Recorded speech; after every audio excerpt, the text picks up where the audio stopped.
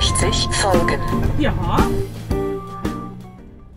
We actually like this road through the forest very much, despite some very low branches. But we were a little amazed because the nice park ranger at the entrance to the Lanín National Park said that it didn't have that many trees. The road is clear. Okay, it's kind of a matter of opinion. 12 tons, not much what the bridge can take. We look at the whole thing, but when even a bus drives over it easily, we are deeply relaxed and just trust them.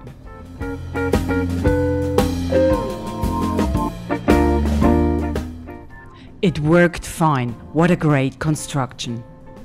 The drive along the Lago Huachulavquén is fantastic.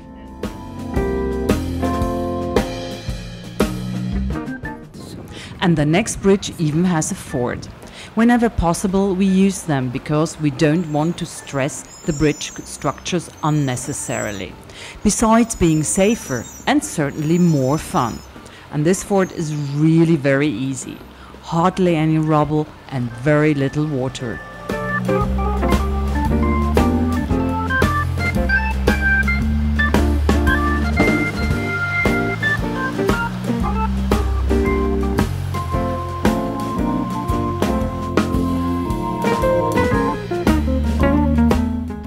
We want to go to the ranger station to ask if we can stand anywhere near the entrance of the hiking trail to the Lanín volcano. The parking and the campsite that are nearby there are unfortunately not suitable for Globi. And behind the third bridge we find a place where the ranger let us stand for 2 nights.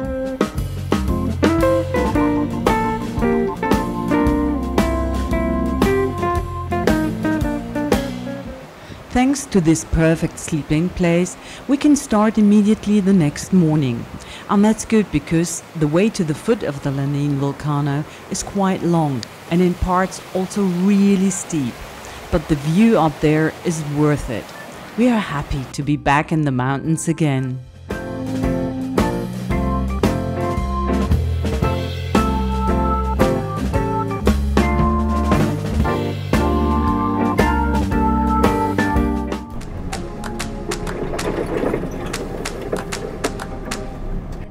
The lake is so beautiful. We would like to stay here for a few more days, but that is only possible in a campsite. We saw only one place on the journey here that probably even fits Globi. As always, it's the driveways that are really tricky.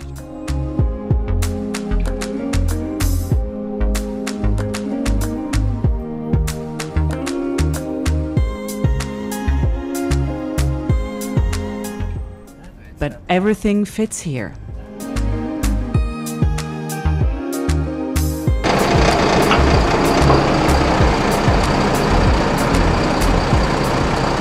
After 2 peaceful days, we decide to move on. Since the beautiful weather had also said goodbye, it was more than convenient. We were lucky that no one had pitched their tent across from us in the last 2 days, because we need the space to be able to turn. Once that is done, the rest of it is, so to speak, easy. Well, easy is perhaps a little bit of an understatement, but where we got in, we finally get out again, normally.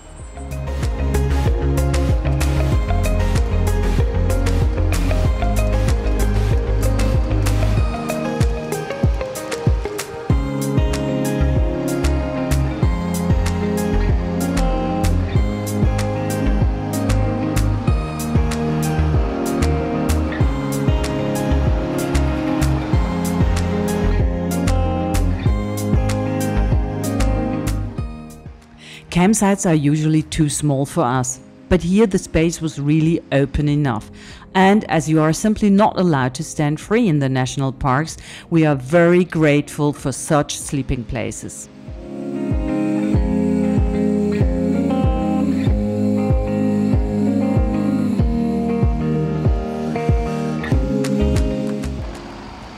Okay, sometimes we would wish that they would make the gates or the driveways a tiny bit wider, but that is of course whining at a high level. hence we don't say anything.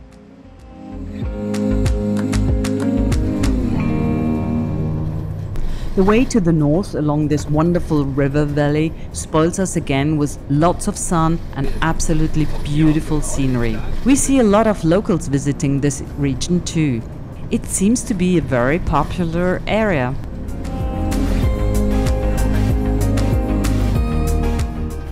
And slowly it's time to find a place to sleep again. We'd like to stand right by the river, but there weren't any locations. That's why we kind of plonk ourselves into the bushes next to the road. Also very nice.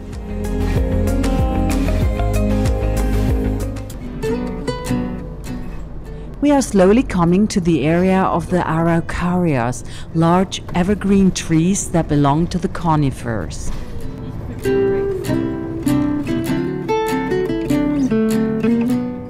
And because we like it so much here, we try not just to find a resting place, but also a place to sleep. We walk through the area to find a reasonably level area. And we quickly find what we are looking for.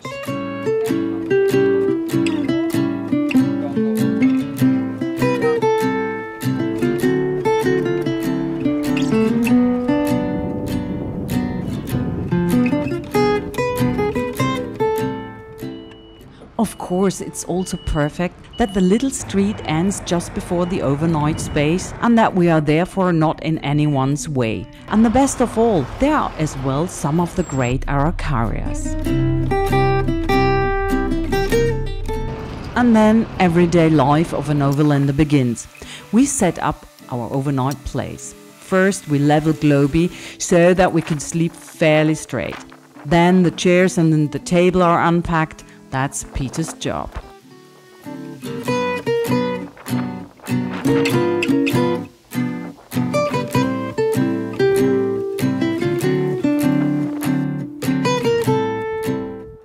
In the meantime, I've done some laundry. I didn't want to miss the good opportunity of lots of sun and wind. We also have to take advantage of it when we have found such an ideal place so early in the day.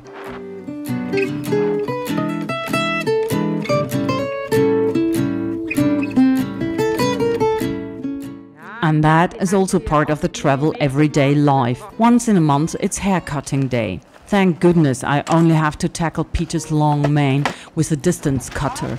Otherwise the poor man would have to suffer a lot from my non-existing haircutting skills. But we are well equipped. There is even a peignoir.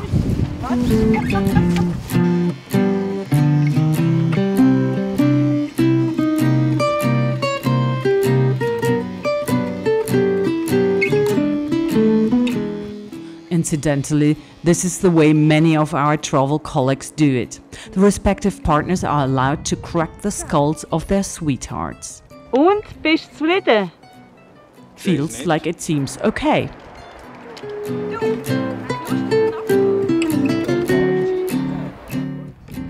And after so much work, the question of an after-work drink naturally arises.